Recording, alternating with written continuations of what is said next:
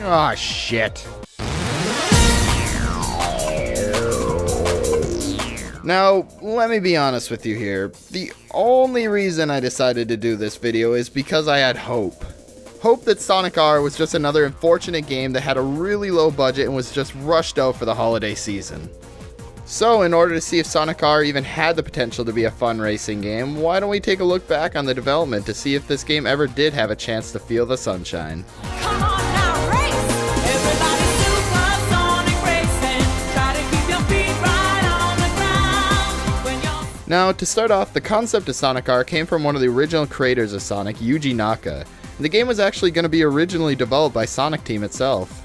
But Sonic Team knew motherfucking Doc Brown came back from the future and warned them of the disaster that was Sonic R. So they hired Traveler's Tales to be responsible for this mess, and Sonic Team started creating Sonic Jam.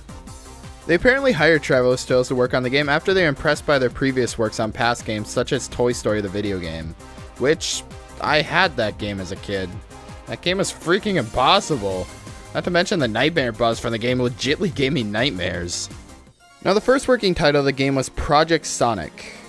Yeah, I think the naming guy over at Sega is overdue for a raise, am I right? The game was worked on for a solid 4 months before officially being revealed at E3 1997 in a 30-second prototype trailer. Now, keep in mind the development team of 6 people, yeah, you heard me right, 6 people, only had a mere 4 months to come up with something presentable to show off to the public. Come on, Sega. Games take time and love. Now, there really isn't too much to say about this trailer, mainly because it's only 30 seconds long, but it's interesting to note that only Sonic was shown off in this trailer because there was actually no AI for opponents in the game yet, and there were limited animations and special effects. But people who attended E3 and saw this trailer were apparently really impressed with what they saw, surprisingly. And I would have probably been too. Sonic R is one of those games you have to play to believe. Now, the main difference we can see in this trailer is the different HUDs in the game, mainly the changes to the character icons on the left of the screen. As you can see, they were originally going to use 2D art instead of the final game's 3D looking art. Another feature we can see that is missing from this build of the game is the map, which I guess 4 months isn't enough time to program a map into a game? After the E3 reveal, the game was never really brought up again until August 1997. When the game was featured in a UK magazine called Sega Saturn Magazine. Which, judging from the title of the magazine, I'm gonna guess they didn't last long. Now, Sega Saturn Magazine was actually the first to get their hands on an early playable build of Sonic R. In this build, there was apparently only one playable stage, that being Resort Island, and in their preview we could see some pretty interesting cut content from the game.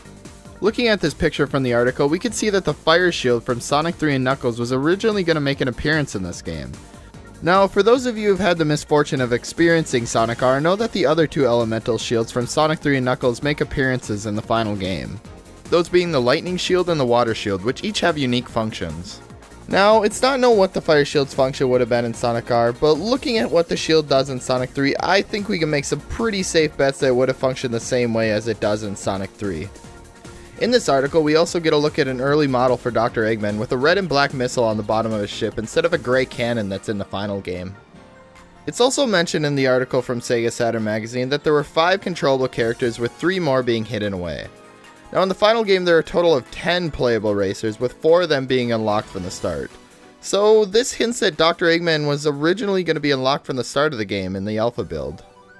Shortly after the Sega Saturn Magazine preview, we got a new trailer that same month. This trailer shows off Radical City and Reactive Factory for the first time, and gives us a look at the multiplayer mode for the game. Now what's interesting about the footage of the multiplayer they showed off is that a character other than Sonic was shown off, that character being Tails. And we can see that he has an unfinished jumping animation where he doesn't curl up in a ball when he jumps like he does in the final version. Next up, we got a new trailer for the game, which interestingly enough wasn't shown off until December 1997, which was over a month after the game was shipped out to retailers. This trailer showed off an early alpha build of the game with the original character icons and some weird shadow texture glitches. All the characters also have placeholder graphics for when they jump, taken directly from Sonic's model. But the most interesting part of this trailer for me, however, is that we get to hear an early version of the song Supersonic Racing. Sonic R は5800円で12月4日発売予定です。Try to keep your feet right on the ground. Now, Unseen64, which shoutouts to them for providing all this information, apparently they reached out to the composer of Sonic R, Richard Jacques, and asked him about this early version of Supersonic Racing, and he had this to say. This was a work-in-progress version of Supersonic Racing. The singer is a lady who used to work in Sega Europe offices, and I used her to create a demo version of the song for Yuji Naka to listen to and approve.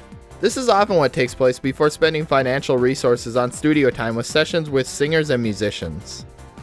Well, ain't that interesting?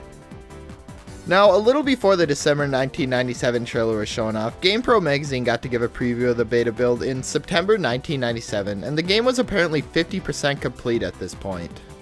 The most interesting thing about this article is we can see pictures of a removed feature from the game. This removed feature was being able to change the time of day on any course in the game. Now, this feature may have been cut from the Saturn version of the game, but as we know now, this feature was added later to the PC version of Sonic R, which was released a year later. But it's just interesting to note that this was originally going to be in the Saturn version, and was probably cut due to time constraints. The last bit of information I have about this game is information about cut modes. And these cut game modes pretty much confirm that the game wasn't finished and was rushed out for the holiday season of that year. In many different magazines that covered Sonic R, there are mentions of a battle mode and a relay race mode, which, judging by their names, you can probably guess what these modes would have played like. There was even plans to have up to 4-player multiplayer support, which unfortunately was cut and the developers were only able to implement a 2-player multiplayer feature. Also in these many different magazines that featured Sonic R, they mentioned Knuckles having the ability to climb on walls, which replaces gliding ability that's in the final game. Now, this isn't confirmed due to there not being any gameplay footage or pictures of this. Oh, and I guess it's also worth mentioning that closer to Sonic's R release, Sega kept stating that there were only 9 available racers, which, as I stated before, there are 10 in the final game. So it sounds like they were kinda trying to hide a certain character from us. Overall, hearing all this information honestly makes me sad. Don't get me wrong, I know I gave Sonic R a lot of crap in this video, but it's honestly kind of a guilty pleasure of mine. I loved exploring all the environments in this game as a kid, but I always felt like this game could have been better. I felt like something was missing in this game, like it was unfinished. And it seems like that was exactly the case. Sonic R from the start was a game with a low budget that was rushed to make the holiday season. Now, do I think Sonic R would have been a better game if it was given more development time and the cut features and modes were added? Well, yeah, of course. But even if this game had multiple years of development, I don't think it would have been anything amazing, and it certainly wasn't going to be the game that saved the Saturn. But I guess all we can do now is just wonder what Sonic R could have been.